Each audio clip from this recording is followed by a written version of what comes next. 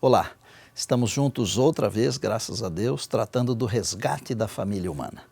O sermão de hoje é o segundo e o tema é A Família se Perdeu. Um inimigo maldoso atropelou a primeira família e eu quero hoje abordar um pouquinho das consequências da transgressão. E como Deus havia feito uma provisão caso a família se perdesse, a possibilidade do resgate apareceu, isto é, se tornou real. Bem, como é do conhecimento de quase todos, minha esposa, a Mari e eu temos 3 filhos, sendo um menino e 2 meninas, o Neumuel Júnior, a Ana Bárbara e a Rebeca. Hoje estão casados, muito bem casados, graças ao nosso bom Deus, e já temos 4 netos, a Olivia, o Dudu, o Christopher e o Neumuel Neto. Tive o privilégio, como pastor, de realizar o casamento de cada um dos filhos. Cada casamento tem a sua própria história e depois de realizar centenas deles, posso afirmar isso com convicção. Mas permita-me reportar sobre o casamento do nosso primogênito. Eu dei alguns conselhos ao meu filho que penso são úteis ainda hoje, não só para ele, mas para quem quiser. Os conselhos foram os seguintes: honre e glorifique a Deus na vida e na família. Sua esposa, e se Deus lhe der filhos, enfim, sua família, é o seu maior legado. Zele pelo seu nome, porque ele vale mais que o ouro. Trabalhe e seja honesto em tudo. Evite todo e qualquer tipo de dívida. Use o tempo da melhor maneira possível, pois ele não volta atrás. Cuide da sua saúde e da saúde da sua família. E ame sua esposa todos os dias. No casamento usei o Salmo 37, de 3 a 7, que diz: confia no Senhor e faze o bem. Assim habitarás na terra e te alimentarás em segurança. Agrada-te também do Senhor e Ele te concederá o que deseja o teu coração. Entrega o teu caminho ao Senhor e confia nele, e Ele tudo fará. Ele fará sobressair a tua justiça como a luz e o teu direito como o sol do meio-dia. Descansa, pois, no Senhor e espera nele. São 4 coisas. Confia no Senhor, espera no Senhor, entrega ao Senhor e descansa no Senhor. Apliquei para eles 2, o Neu e a Paula, todos esses conceitos, porque compreendo que o relacionamento familiar ou conjugal em muito se assemelha ao relacionamento espiritual. Confiar, esperar, entregar e descansar. Um pode fazer isso com o outro. Mesmo porque um lar bem construído, com amor verdadeiro, é o mais aprazível símbolo do céu. Pelo menos é assim que nós falamos nos casamentos, desejando que o novo lar seja um pedacinho do céu aqui na terra. E eu posso afirmar a você que é possível fazer de nosso lar um símbolo do céu. Se pela graça de Deus conseguirmos viver em harmonia, amor, cooperação, companhia, edificação, alegria, prazer, formação, preparação, perdão, regeneração e salvação. Amados irmãos e irmãs, amigos e amigas, nós precisamos depositar nossa confiança inteiramente no Senhor. Muitas vezes, nós não conseguimos superar as dificuldades que são comuns à nossa existência familiar porque não depositamos nossa confiança plenamente no Senhor Jesus. No Salmo 127, o sábio Salomão diz o seguinte: se o Senhor não edificar a casa, em vão trabalham os que a edificam. Se o Senhor não guardar a cidade, em vão vigia a sentinela. Inútil vos será levantar de madrugada, repousar tarde, comer o pão de dores, pois Deus supre aos seus amados enquanto dormem. Versos 1 e 2. Deus deseja fazer de cada um de nós um vencedor, mas devemos aprender que sem Jesus nada podemos fazer. Foi isso mesmo que Jesus nos ensinou em João 15, verso 5. Eu sou a videira, vós os ramos. Quem permanece em mim e eu nele, esse dá muito fruto, porque sem mim nada podeis fazer. Quem edifica e vigia a nossa casa é o Senhor. Pode até ser que sejamos experientes e até mesmo conselheiros matrimoniais, mas se não tivermos Jesus, nada disso se nos aproveitará. É muito importante que mantenhamos comunhão com o Senhor que edifica e vigia nossos lares. Mas é igualmente importante que mantenhamos comunhão entre nós, os membros da família. Como foi que o inimigo conseguiu atropelar a primeira família? Na hora em que o inimigo, travestido de serpente, dialogou com a mulher, o homem não estava com ela. Quando Deus disse, não é bom que o homem esteja só, Gênesis 2:18, estava Deus tentando ensinar que juntos somos mais fortes, que um depende do outro. O homem depende da mulher, assim como a mulher depende do homem. Ninguém é uma ilha isolada. Tudo começou com uma conversa entre a mulher e um estranho. Uma serpente falante, um inimigo disfarçado. O princípio é simples: não se abrir com estranhos, especialmente do sexo oposto. Por que especialmente? Porque tudo está muito mudado hoje. Por vezes, pessoas do mesmo sexo podem se afeiçoar uma à outra também. Cuidado. Nem sempre o que parece ser é, outras vezes o que não parece ser é. É extremamente perigoso abrir coisas íntimas com outras pessoas. Por vezes, quem parece querer ajudar, no fim, acaba se aproveitando. Por isso, especialmente no Brasil, quando nós nos casamos, colocamos uma aliança. A aliança é um símbolo, é um círculo fechado. Há certas coisas que só devem ser conversadas entre marido e esposa e ninguém mais. Outra vez, cuidado. É evidente que Eva estava desarmada, sem preconceito, inocente. E a pergunta da serpente foi muito capciosa. É assim que Deus disse: não comereis de toda a árvore do jardim. Gênesis 3:1. Ao responder à pergunta, Eva provavelmente estava tentando defender Deus. Em outras palavras, Eva ponderou: Deus não proibiu de comer dos frutos das árvores, exceto da árvore que está no meio do jardim. Ainda hoje, o inimigo usa suas artimanhas e mentiras para enganar.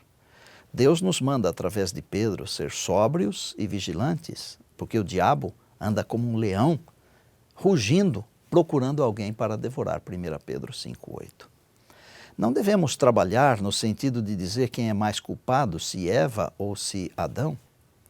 A nós não compete tal julgamento, entretanto, podemos discorrer sobre os efeitos colaterais causados pelo pecado. As consequências da transgressão são terríveis. Vamos aproveitar este momento para discorrer um pouquinho sobre tais efeitos e também sobre a solução para o problema. Em Gênesis 2:15-17, Deus disse: se comer do fruto, morre. E em Romanos 6:23, a Bíblia diz: o salário do pecado é a morte. Claro que o resultado final é a morte, mas durante toda a vida, até a morte, temos que enfrentar os efeitos colaterais do pecado. Dentre os principais efeitos causados pelo pecado, eu destaco os seguintes. Primeiro, a quebra no relacionamento vertical entre Deus e o homem, entre o homem e Deus. O sentimento de medo, Gênesis 3. Quebra no relacionamento horizontal entre os seres humanos, mudança no amor. Antes do pecado, Adão escolheu morrer com a sua esposa. Depois do pecado, a acusou. Mas houve também mudança na natureza dos animais, o sofrimento da mulher, a mudança em toda a natureza, e a palavra diz: maldita é a terra. O sofrimento no trabalho, o homem deveria transpirar até a morte.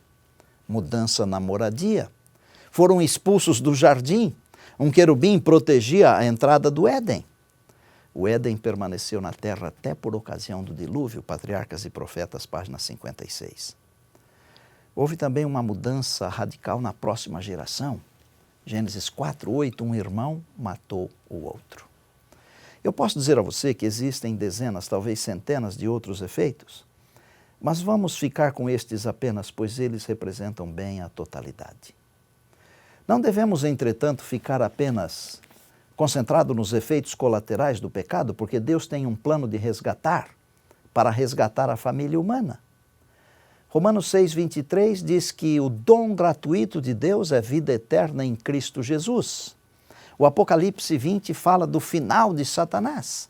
O Apocalipse 21 fala do novo céu e da nova terra, sem dor, nem sofrimento, nem morte. E o Apocalipse 22 fala da árvore da vida para a saúde das nações.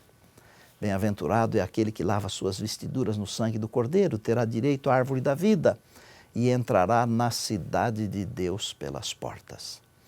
Sabe que o Filho de Deus se manifestou para destruir as obras do inimigo? Sabe que ele veio para que nós tenhamos vida e tenhamos vida em abundância? A Bíblia diz em 1 João capítulo 5, versos 11 e 12, Deus nos deu a vida eterna e esta vida está em seu Filho. Quem tem o Filho, tem a vida. Louvado seja Deus, pois muito em breve Jesus se manifestará e então tanto o pecado quanto o seu originador e também os efeitos colaterais do pecado serão destruídos, todos, para sempre. Louvado seja Deus, porque a angústia não se levantará pela segunda vez. Naum capítulo 1, verso 9. Desejo afirmar a você, homem ou mulher, que não precisamos ficar escondidos atrás das desculpas de que somos pecadores. Nós também podemos vencer, pois Deus colocou à nossa disposição ninguém menos do que o Deus Espírito Santo para nos tornar vencedores. Deus nos deu o seu Espírito como um poder para vencer as tendências herdadas e ou cultivadas para o mal, desejado de todas as nações, 671. Ninguém precisa ser rude. Cada um de nós pode ser bondoso, e digo ainda que ser bondoso é uma escolha. E tal escolha tem tudo a ver com a presença de Cristo na nossa vida individual. Se temos Cristo habitando em nós, seremos cristãos tanto no lar como fora. Aquele que é cristão terá palavras bondosas para com seus parentes e para com aqueles com quem mantém relações. Será bondoso, cortês, amoroso, simpático e estará se educando para pertencer à família do céu. Se for um membro da família real, representará bem o reino para o qual irá.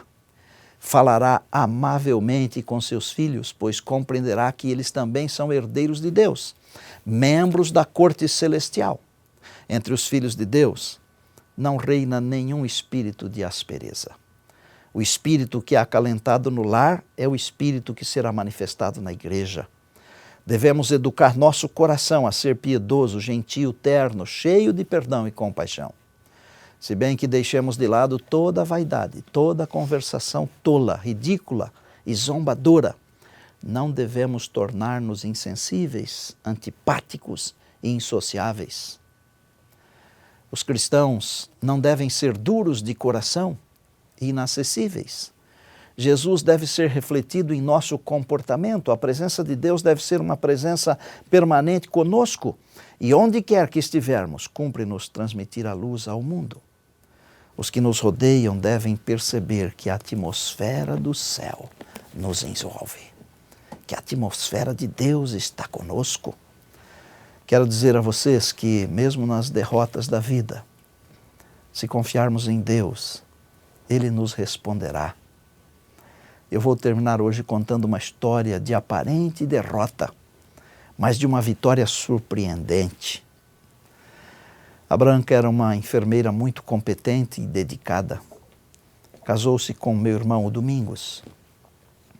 Eles criaram 3 filhos maravilhosos, a Giovana, a Bianca e o Abraão. Mulher cristã de verdade, era como irmã para nós. Era uma família muito feliz até que uma doença terrível apareceu. Foram quase 5 anos lutando contra o câncer. O tratamento foi realizado em Barretos, portanto foram dezenas, centenas de viagens, desde Americana, onde residiam, até o Hospital do Câncer em Barretos. Cirurgia, quimioterapia, radioterapia e tantos outros tratamentos mais. Tive a oportunidade de visitá-la em seus últimos dias. Era muito triste de ver uma moça que fora tão linda, agora praticamente pele e osso, nada mais. Na noite do sábado 28 de agosto de 1999, liguei para o hospital e consegui falar com a enfermeira que cuidava dela. E Deus abençoou de tal maneira que a enfermeira era sua amiga de infância. Portanto, eu tive coragem de pedir a ela um grande favor, segurar a mão da minha cunhada e ler para ela o Salmo de número 23. A enfermeira disse que faria com carinho, mas não adiantaria mais, pois a Branca já estava em coma há vários dias. Mesmo assim implorei. Ela me atendeu. Foi até lá. Segurou a mão da amiga. Leu a Bíblia, conforme eu havia pedido. Poucos minutos depois, meu telefone tocou e a enfermeira, com lágrimas na voz, me contou que quando estava lendo o trecho que diz: ainda que eu ande pelo vale da sombra da morte, não temerei mal nenhum, porque tu estás comigo. A Branca apertou fortemente a sua mão. Quem você acha que dá forças para uma pessoa que está em coma? Responder dessa forma ao ouvir a palavra de Deus, informando que Deus está conosco mesmo no vale da sombra da morte. A Bíblia diz que Deus faz forte, alcançado e multiplica as forças de quem não tem nenhum vigor. Isaías 40, 29. Naquela mesma manhã, a Branca descansou em Jesus. Eu não tenho dúvidas de que no vale da sombra da morte, ela ouviu a voz de Deus. Amados meus, quando tudo parecer perdido, quando não houver mais esperança, quando tudo parecer escuro, Deus ainda estará conosco. Deus ainda nos atenderá. Paulo diz que não devemos nos conformar com esse mundo, Romanos 12, 2.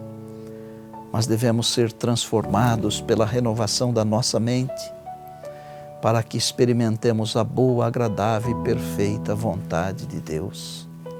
Hoje Deus quer tocar o seu coração, independente do momento que você está passando. E eu quero agora orar com você. Meu Deus, meu Pai, eu te louvo porque mesmo quando a sombra da morte nos alcança, a Tua palavra diz que Tu estás conosco, e isso é verdade, louvado seja o Teu nome. Talvez hoje, Pai, tenhamos falado para alguém que está enfrentando um drama na família, na vida. Eu peço agora que a Tua bondade alcance esta pessoa. Nós nos entregamos nas Tuas mãos, agradecidos. Te louvamos e te pedimos tudo no nome do Teu Filho, o Senhor Jesus, que é o nosso Salvador pessoal e Senhor da nossa vida. Amém.